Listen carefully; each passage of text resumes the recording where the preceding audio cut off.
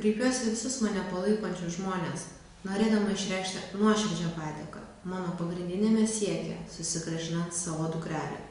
Ši kova tęsiasi nuo 2006 metų.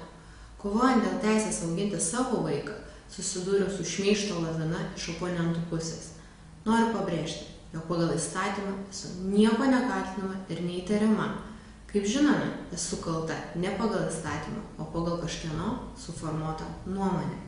Visiems noriu priminti, jog dar 2010 m. lapkritį Panevėžio apygardos teismas galutinį ir neskundžiamą nutartimi atmetė Aido ir Neringos Venckų skundus dėl man nepareikštų įtarimų.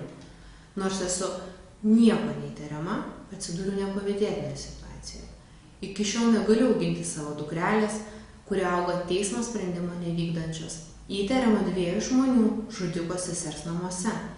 Kreipiuosi ir į tuos, kurie manęs nekenčia, mane niekina bei žemina.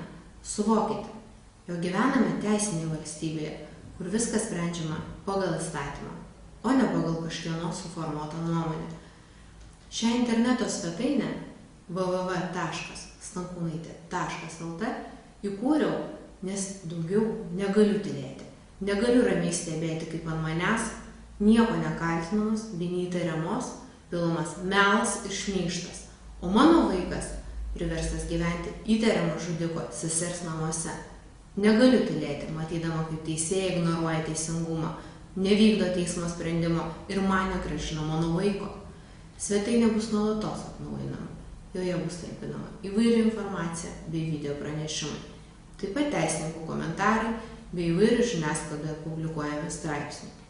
Gerai suprantu, kad norint atgauti savo dukrelę, reikia turėti ne tik teisinės žinias, bet ir savaime suprantama kvalifikuotus advokatus. Teisinių žinių trūkumas lėmė iki šiol esantį visišką pralaimėjimą savo dukrelės susigrąžinimo kovoje.